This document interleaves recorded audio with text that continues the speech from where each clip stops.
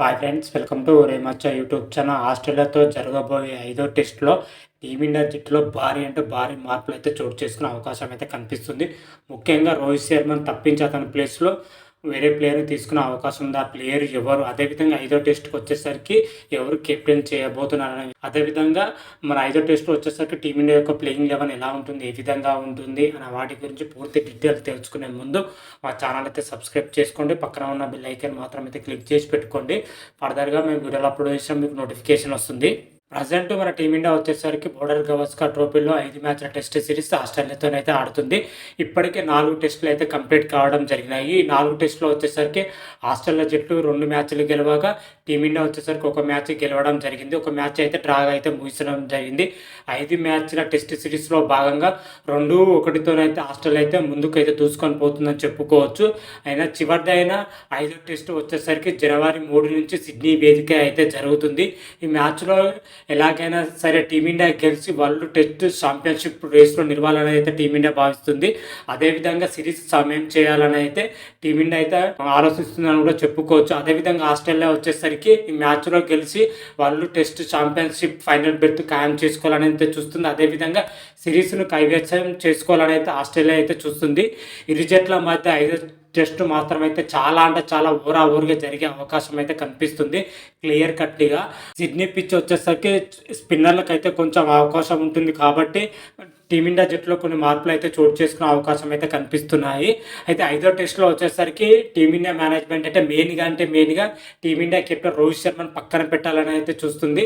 Work load నేపథ్యంతో అతనికి rest ఇవ్వాలని అయితే చూస్తుంది. అదేవిధంగా అతని పూర్ ఫామ్తోనే జట్టు పైన సరికి భారం ఎక్కువ పడుతున్న నేపథ్యంలో అతన్ని అయితే పక్కన పెట్టాలని అయితే ఆ టీమిండియా మేనేజ్మెంట్ అయితే ఆలోచిస్తుంది. అతని ప్లేస్లో వచ్చేసరికి శుభ్మన్ గిల్ అయితే తీసుకొని ఉంది. శుభ్మన్ గిల్ ఒకవేళ జట్టులో వస్తే మాత్రమైతే రోహిత్ శర్మ పక్కన పెడితే ఓపెనింగ్ పొజిషన్లో కేఎల్ రాహుల్ అయితే బరిలో దిగనున్నాడు. 1 డౌన్గా వచ్చేసరికి శుభ్మన్ గిల్ అయితే బరిలో దిగనున్నాడు. ఈ మార్పు మాత్రమైతే చాలా గట్టిగానే వినిపిస్తుంది. మరి ఎంతవరకు అయితే టీమిండియా ఈ మార్పు చేస్తుందని అయితే చూడాలి. అదేవిధంగా సిడ్నీ పిచ్ వచ్చేసరికి కొంచెం స్పిన్నర్లకు అనుకూలంగా ఉంటుంది కాబట్టి 2 స్పిన్నర్లతో 3 పేసర్లతోనైతే టీమిండియా బరిలో దిగే అవకాశం అయితే కనిపిస్తుంది. 2 స్పిన్నర్లు వచ్చేసరికి వాషింగ్టన్ సుందర్తో పాటు రవీంద్ర జడేజా యథావిధిగా అయితే కొనసాగించే అవకాశం అయితే కనిపిస్తుంది. 2 స్పిన్నర్లు, 3 పేసర్లు వచ్చేసరికి జస్ప్రీత్ బుమ్రా, మహమ్మద్ సిరాజ్, అదేవిధంగా ఆకాశ్ దీప్తో కూడిన 3 పేసర్లతోనైతే బరిలో దిగాలని అయితే చూస్తుంది. గత 2 టెస్ట్ మ్యాచ్ల్లోని పేసర్లు అదేవిధంగా స్పిన్నర్లు అయితే మంచి ప్రదర్శన కనబరుస్తున్నారు కాకపోతే అనుకున్నంత స్థాయిలో రాణించలేకపోతున్నారు. కొన్ని సెషన్లో మాత్రమైతే టీమిండియా బౌలర్ విఫలమవడంతో అది టీమిండియా జట్టు పైన తీవ్ర ప్రభావం చూపిస్తుంది. ఆ లోపాన్ని అధిగమించి చివరి టెస్ట్లో పూర్తి ఫిట్నెస్తో అయితే బరిలో దిగాలని అయితే టీమిండియా బౌలింగ్ లైనప్ అయితే చాలా గట్టి పట్టుదలతో ఉందని కూడా చెప్పుకోవచ్చు. అదేవిధంగా రోహిత్ శర్మ చివరి టెస్ట్కు దూరం అవడంతో అతని ప్లేస్లో వచ్చేసరికి జస్ప్రీత్ బుమ్రా కెప్టెన్ చేసే అవకాశం అయితే క్లియర్ కట్ అయితే కనిపిస్తుంది. ఎందుకంటే బోర్డర్ గవస్కర్ ట్రోఫీలో ఇప్పటికే జస్ప్రీత్ బుమ్రా తొలి టెస్ట్లో కెప్టెన్ చేయడం జరిగింది. ఆ మ్యాచ్లో వచ్చేసరికి టీమిండియా 284 పరుగుల భారీ తేడాతో అద్భుతమైన విజయం అయితే సాధించింది. మరోసారి జస్ప్రీత్ బుమ్రా కెప్టెన్ చేస్తే ఇదే పునరావృతం అవుతుందని అయితే టీమిండియా మేనేజ్మెంట్ ఆలోచిస్తుంది కాబట్టి అతన్నే కెప్టెన్ చేసే అవకాశం అయితే క్లియర్ కట్ అయితే కనిపిస్తుంది. రోహిత్ శర్మ తప్పిస్తేనే జస్ప్రీత్ బుమ్రా కెప్టెన్ చేస్తారు, లేదా రోహిత్ శర్మ కొనసాగితే రోహిత్ శర్మ యథావిధి అయితే కొనసాగించే అవకాశం అయితే ఉంటుంది. ఖచ్చితంగా రోహిత్ శర్మ మాత్రమే చివరి టెస్ట్కి అయితే దూరమయ్యే అవకాశాలు అయితే 99% అయితే ఉందని కూడా చెప్పుకోవచ్చు. ముఖ్యంగా సిడ్నీ టెస్ట్లో వచ్చేసరికి టీమిండియా తప్పిదాల పైన అయితే మెయిన్గా ఫోకస్ పెట్టాలి. ముఖ్యంగా అయితే టీమిండియా బ్యాటింగ్ ఆర్డర్ మాత్రం అయితే పూర్తిగా రాణించాలని కూడా చెప్పుకోవచ్చు. అదేవిధంగా ఫీల్డింగ్ మాత్రమైతే కొన్ని క్యాచ్లు డ్రాప్ చేయడం, అదేవిధంగా ఫీల్డింగ్లో చాలా మార్పులు అయితే మెరుగుపరచుకోవాలి. బ్యాటింగ్ అండ్ ఫీల్డింగ్లో టీమిండియా మెరుగుపడితే 5వ టెస్ట్లో గెలిచే అవకాశం అయితే కనిపిస్తుంది. 5వ టెస్ట్లో వచ్చేసరికి టీమిండియా యొక్క ప్లేయింగ్ 11 మాత్రమైతే ఈ విధంగానే ఉండబోతుంది. దాని గురించి పూర్తి డీటెయిల్స్ అయితే తెలుసుకుందాం. ఓపెనింగ్ పొజిషన్లో చూసుకుంటే యశస్వి జైస్వాల్తో పాటు కేఎల్ రాహుల్ అయితే ఓపెనింగ్ పొజిషన్లో బరిలో దిగే అవకాశం అయితే క్లియర్ కట్ అయితే కనిపిస్తుంది. రోహిత్ శర్మ 100% అయితే దూరమయ్యే అవకాశం ఉంది కాబట్టి కేఎల్ రాహుల్ ఓపెనింగ్ పొజిషన్లో అయితే బరిలో దిగుతున్నాడు. అదేవిధంగా 1 డౌన్గా వచ్చేసరికి శుభ్మన్ గిల్ అయితే బరిలో దిగనున్నారు. శుభ్మన్ గిల్ తొలి టెస్ట్లో మంచి ప్రదర్శన చేసి చెప్పుకోవచ్చు. సూపర్ సెంచరీతో అయితే రాణించడం జరిగింది. అదేవిధంగా మరోసారి అయితే Yashasvi Jaiswal, KL Rahul, Shubman Gill top order batsmen మరోసారి అయితే విజృంభించాలని అయితే టీమిండియా మేనేజ్మెంట్ అయితే చూస్తుంది. ఈ కాంబినేషన్ అయితే టీమిండియాకి అయితే పర్ఫెక్ట్గా సెట్ అవుతుందని అయితే చూస్తుంది. మరి ఈ కాంబినేషన్‌లో టీమిండియా చివరి టెస్ట్‌లో ఎలా రాణిస్తదో అయితే చూడాలి.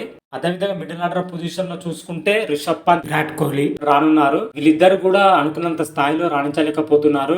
అట్‌లీస్ట్ చివరి టెస్ట్‌లో అయినా పూర్తి స్థాయి ప్రదర్శన అయితే కనబరచాలి. లేకపోతే టీమిండియా బ్యాటింగ్ ఆర్డర్ మీద చాలా అంటే చాలా ప్రభావం చూపే అవకాశం ఉంది. వీటితో పాటు ఆ తర్వాత స్థానంలో చూసుకుంటే రవీంద్ర జడేజా, అదేవిధంగా నితీష్ కుమార్ రెడ్డి తనదైన స్టైల్‌లో మరోసారి అయితే ఆకట్టుకోవాలి.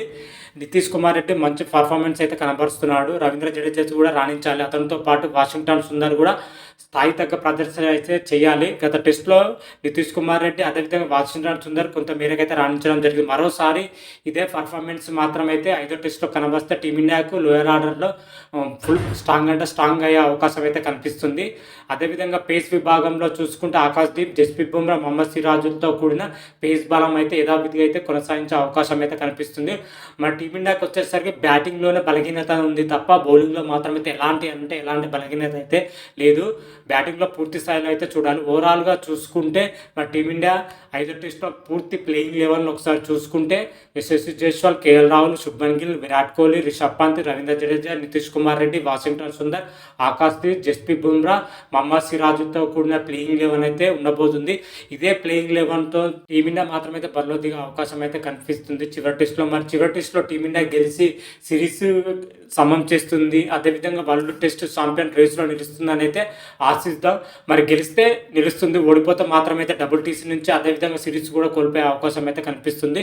మరి ఐదో టెస్ట్ వచ్చేసరికి టీమిండియాకు చావో రేవో మ్యాచ్. మరి టీమిండియా గెలుస్తుందా ఓడిపోతుందా అనేది అయితే జనవరి 3 నుంచి జరగబోయే టెస్ట్‌లో మనం డే బై డే వీడియోలు అయితే రాబోతున్నాయి. ఆ వీడియోలు కూడా చూసే ప్రయత్నం అయితే చేయండి. అంతవరకు మీకు ఈ వీడియోగా నచ్చినట్టయితే లైక్ చేయండి, షేర్ చేయండి. మరిన్ని వీడియోల కోసం అయితే మా ఛానల్ అయితే సబ్స్క్రైబ్ చేసుకోండి. పక్కన ఉన్న బెల్ ఐకాన్ మాత్రం అయితే క్లిక్ చేసి పెట్టుకోండి. ఫర్దర్‌గా మీ వీడియోలు అప్లోడ్ చేసినా మీకు నోటిఫికేషన్ వస్తుంది. హర హర మహాదేవ్, శంభో శంకర. Thank you.